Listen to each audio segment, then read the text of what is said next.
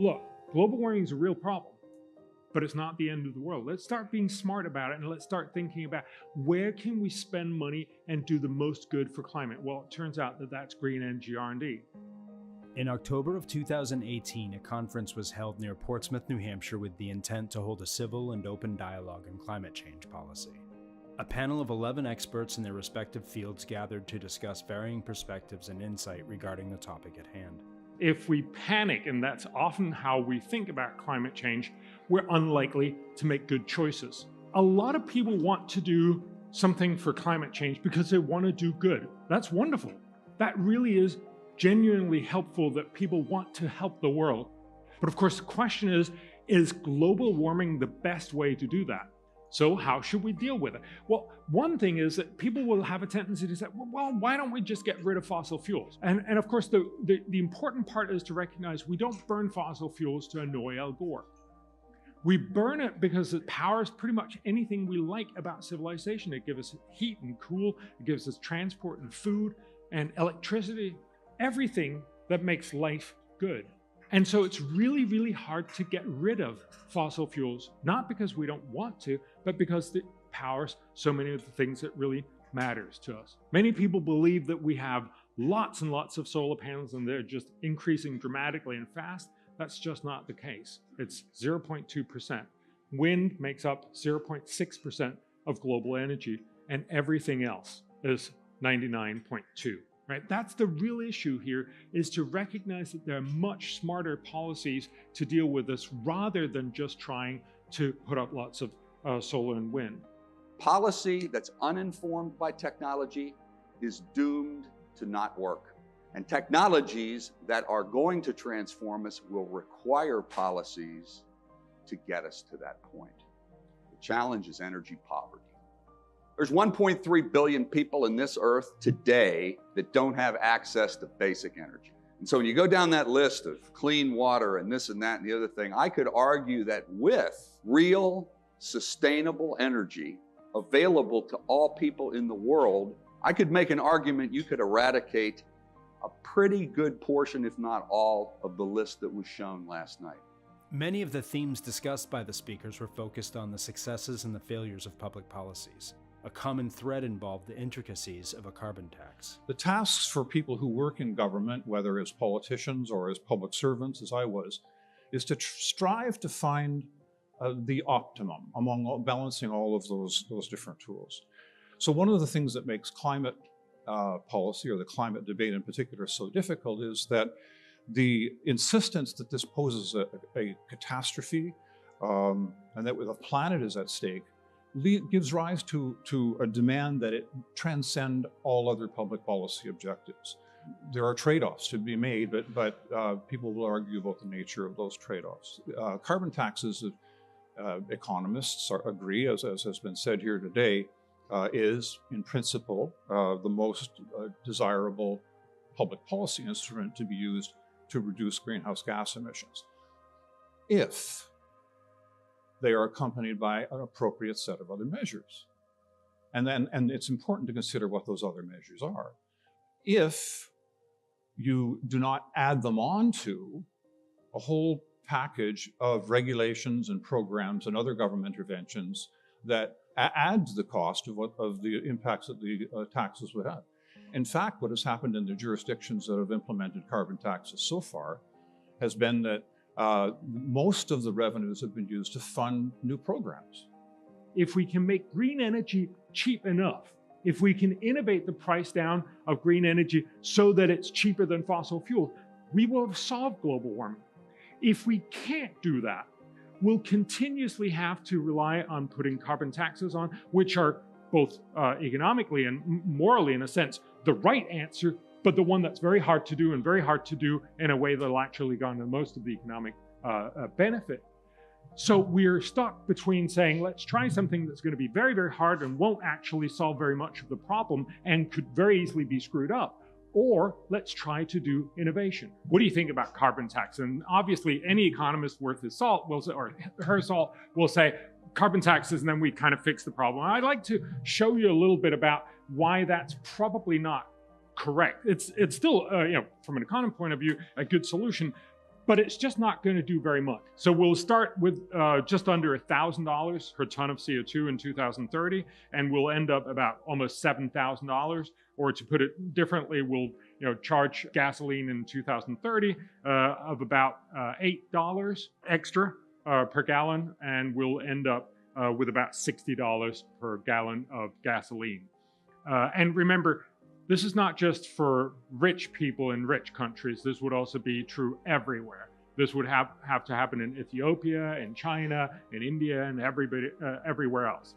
And I think it's fair to say, yeah, that's not going to happen. And that's important. So while a carbon tax is in principle a good idea, there's a lot of ways that we can end up doing it badly, and there's very little likelihood that it will politically fly. But the fundamental issue here is technology enables us to solve problems much, much easier, whereas asking people, could you please go without, is always going to be very, very hard.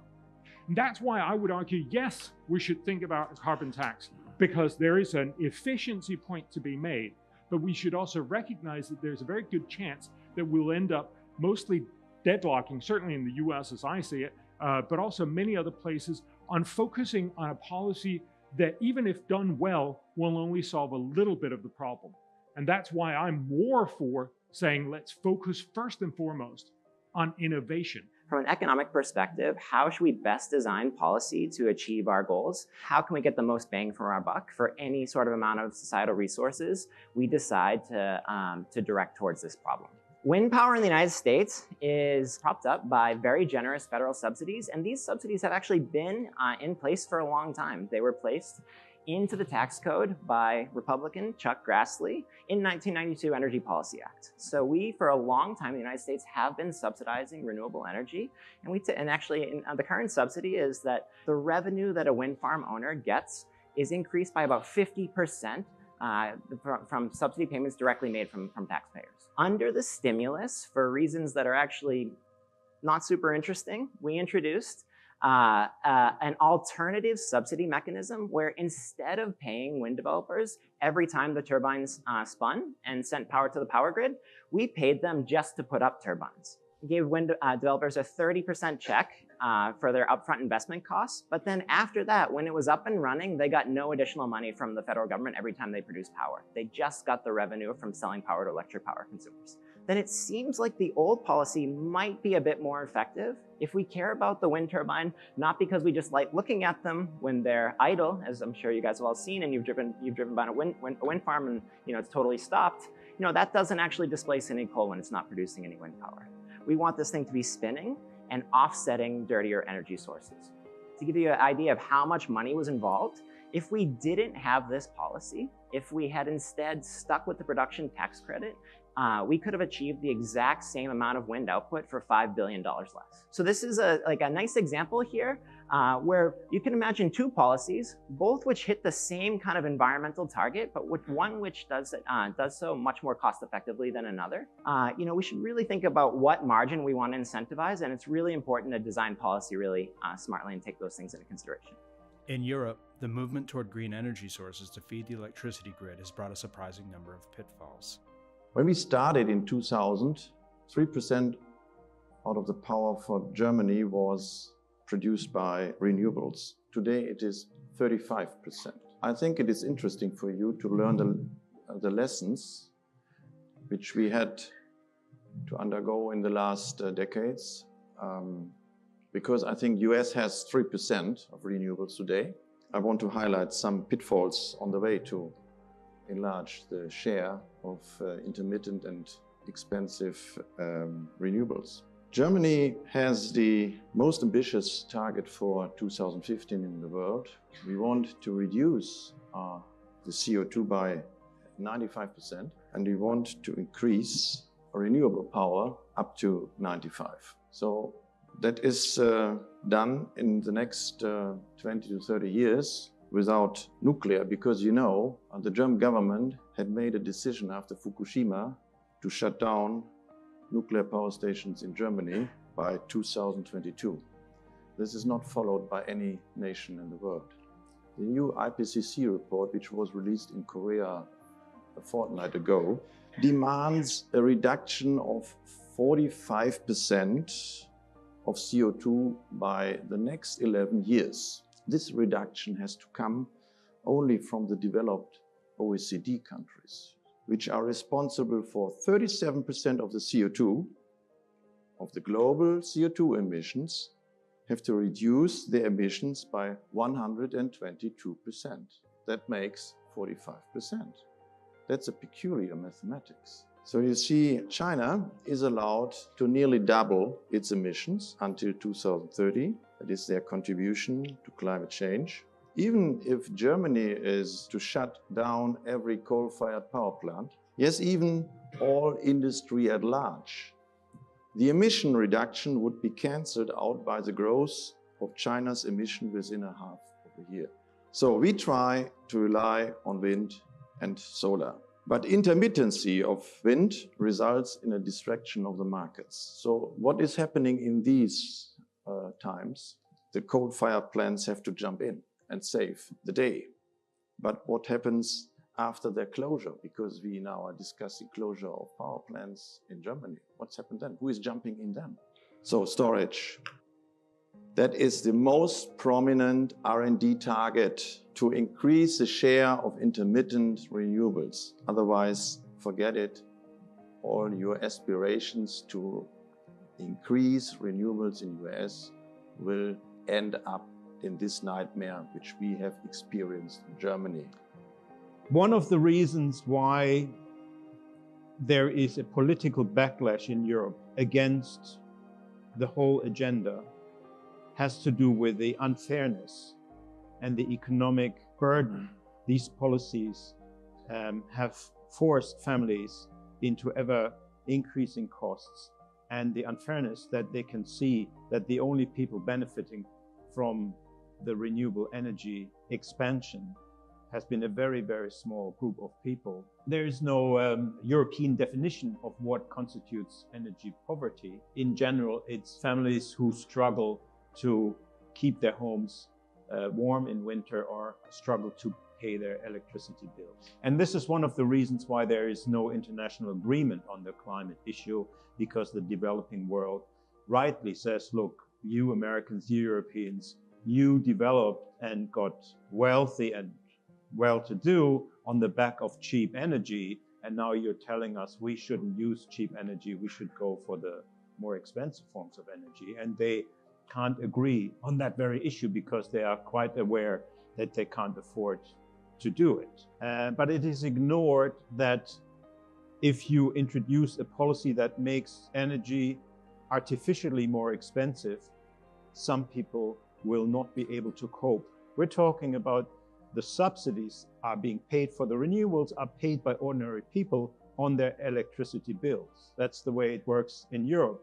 So big landowners who make 10 or 20 million euros per year for their wind farms, that money is being paid by the pensioners and by ordinary families. And it partly explains the anger and growing resistance to a system that only benefits a very, very small section of the public. You know, there's a threshold, basically. Everyone wants to save the planet, and everyone is willing to pay some money to save the planet.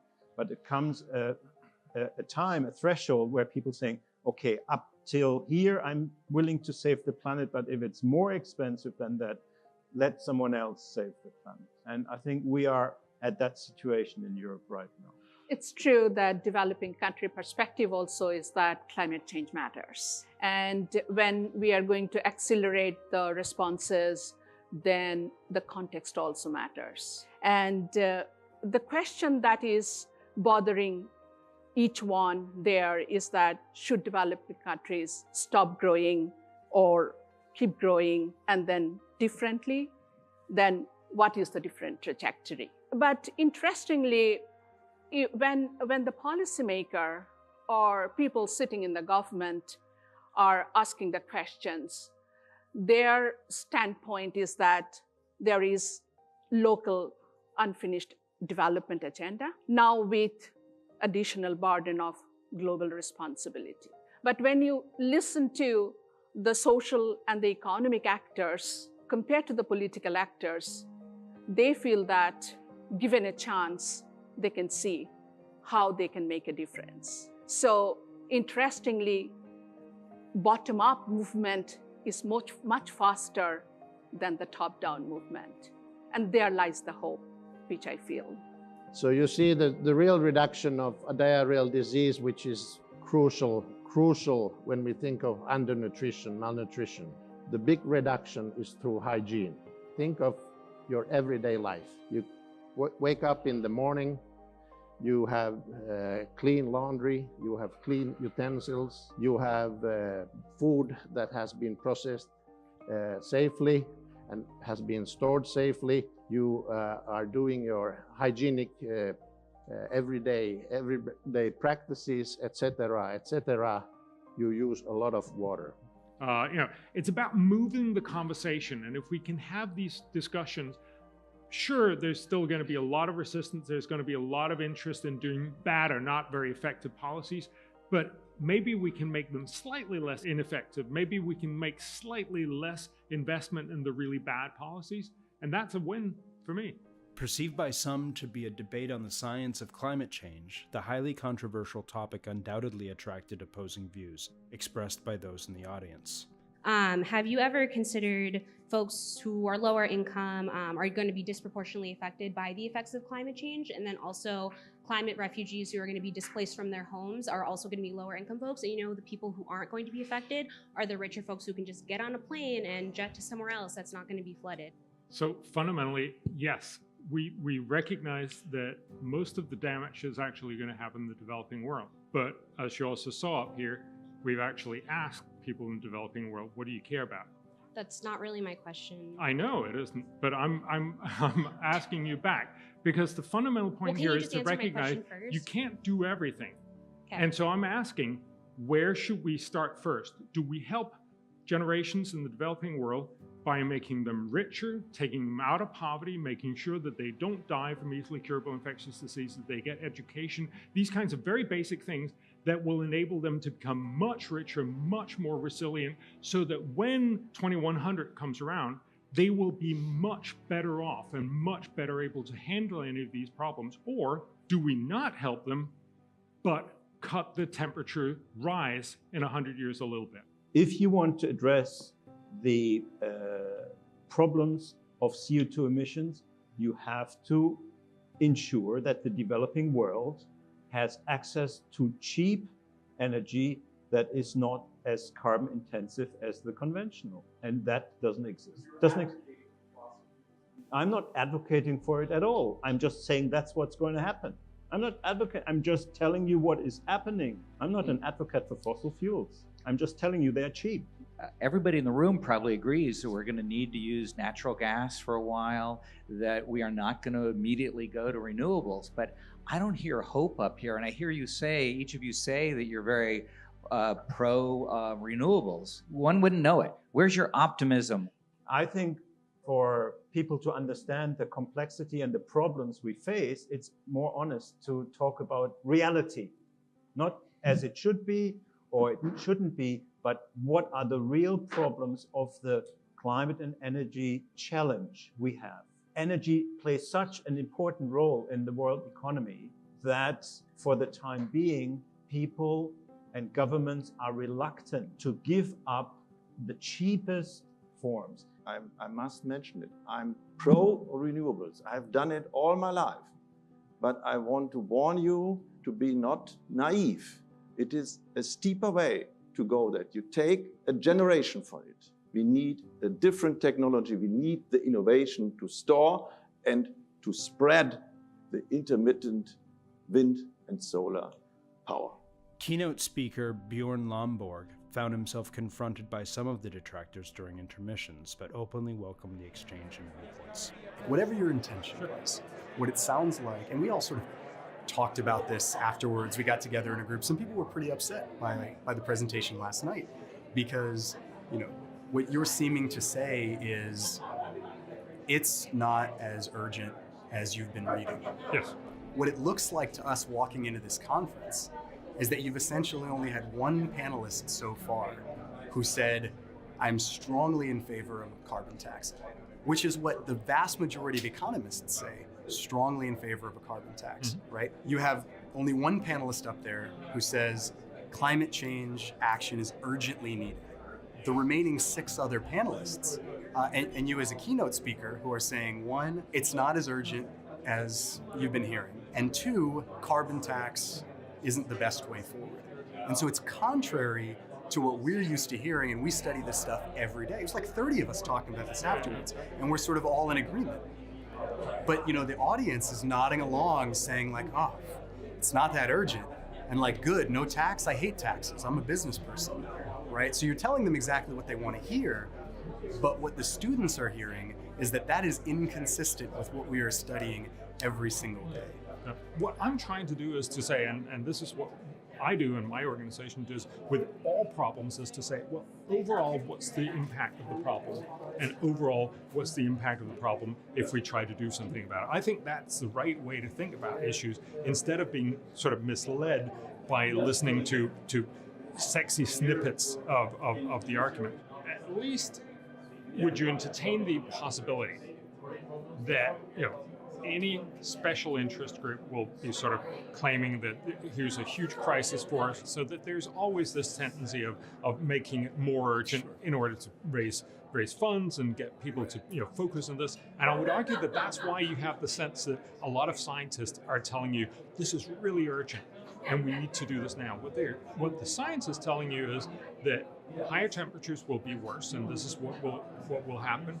And if you try to aggregate all of that, you get that graph I showed you. I've talked to a lot of these scientists. So are very, very good and conscientious and want to do right, but they're not phenomenally involved in the whole conversation of saying, what should we do politically then on climate? What I'm trying to say is the IPCC has a very clear, simple graph that it's much, much less influential climate change than what you think. Isn't that something that you would say, Yeah, and this is not sort of a fringe commentary. This is what the IPCC says. While the overall theme of the conference was that current climate change policy lacked the foresight needed for social responsibility, there was a general consensus on viable solutions presented by the panel. I think there's one key element here that we cannot ignore, and that is technology transformation. Without it, policy sounds pretty hollow to me. But at the end of the day, if you've got enabling technology, or your policy is thoughtful enough to enable that technology to get to where it needs to go, to create the outcomes that we all want, that's meaningful policy. In the 1990s, we decided as a country we wanted to get sulfur out of gasoline. We had to do it. It was important. We need to develop new catalysts. We need to reconfigure our refineries in the way we did our business. We set up a roadmap that created, over a period of time in the early part of this century, milestones where we were going to be reducing sulfur from gasoline and tailpipe emissions. And you know what? We did it. Because we had policy married with technology to get an outcome. I worry, I believe your presentation suggested it, Bjorn, that we're underinvesting dramatically in research and development. We're underinvesting in that technology transformations and the transitions that are so important to our country. You can't just have policy and argue about it. You can't expect technology to magically occur. There needs to be a fundamental commitment to it. Where can you do the most good for climate? We actually found that dramatically the best investment is in investing in green energy R&D. So basically try to make next generation's green energy much, much more effective. And we're suggesting that the world should spend about $100 billion on research and development. That's about 6 times more than what we're spending today. But the beauty is it would still be a lot cheaper than the current policy. And it would, unlike the current policy, have a much better chance of actually fixing global warming. We estimate that every dollar spent on EU climate policy generates about 3 cents of climate benefits, so it avoids 3 cents of climate damage. That's a terrible way to spend that money. But we also estimate green energy research and development will do about 500 times more good. It'll actually deliver $11 back on the dollar. Remind us, what one good thing could we do that would improve our opportunities to make progress? Can you each give some examples of who are the oil wildcatters of today and for the future? So I'm working on a project now on wind innovation. And if you look over time, you've probably noticed that just driving around, wind turbines are just getting bigger and bigger. GE is doing an enormous amount of innovation to basically figure out how to both design it so it won't break when it's going really fast, and also manufacture it in a way that they can get it to where it needs to go. Craig Venter, for instance, the guy who cracked the human genome back in 2000, he's working on basically doing an algae that will produce oil. So it'll produce oil from sunlight out in the ocean. So we could basically grow our own oil fields and they would be CO2 neutral. There are people working on how do you crack water with green energy so that you can use the hydrogen as fuel, and you'd also get clean drinking water in the process. There are lots of these kinds of ideas that right now are amazing ideas if they work, but they don't work in the sense that they're not commercially viable anywhere close to commercially viable. And we should be supporting all of those guys, because the point is research is incredibly cheap, but there's tons of other ideas out there. And one of those crazy ideas is probably one that'll actually end up powering the rest of the 21st century. Perhaps the most optimistic recommendation for an immediate solution came from a less heralded presentation from Florence Reed. This is Joaquin. I think it's Joaquin and farmers like him who are going to lead the way to a stable climate. Even if we stop 100% of greenhouse gas emissions tomorrow, the climate's going to keep heating up because of what we've already put into the atmosphere. I think that our first priority needs to be to start bailing a whole lot of carbon out of the atmosphere and putting it back into the soil, what's commonly referred to as carbon drawdown. And they would do it by sequestering 6 to 10 billion tons of carbon per year through these regenerative agroecology practices. One reason that the experts believe we can do this is because the Earth's 22 billion acres of farmland, pasture, and forest, even in their currently degraded state, having lost up to 75% of their carbon in some cases, they're already sequestering a net 1.5 billion tons of carbon annually. Another reason is because millions of farmers are already practicing what we now call regenerative agriculture that goes beyond sustainability and actually regenerates the land and the climate by sequestering far more than the 0.4% of additional soil carbon every year. In fact, some farms report sequestering as much as 600 times that amount. And while I know that larger farms and ranches have an important role to play as well, I think it's the smallholders who can best lead the way. Sustainable Harvest International has set a scaling up vision to help 1 million farms transition to regenerative organic practices by 2030, in line with the United Nations Sustainable Development Goals. We'll work with some farmers directly, and we'll train other organizations, such as government agencies, to use our methodology to reach even more farmers. They'll draw down 6 billion tons of carbon out of the atmosphere into the soil every year. That's the equivalent of shutting down every coal-fired plant on Earth every year. And it also happens to be the lower end of the goal for the 4 per thousand initiative. And this is just the small farms. It currently costs Sustainable Harvest International $6,500 to support a farmer through our 5-year training program, which seems pretty cheap if you figure it's sort of the equivalent of a college degree.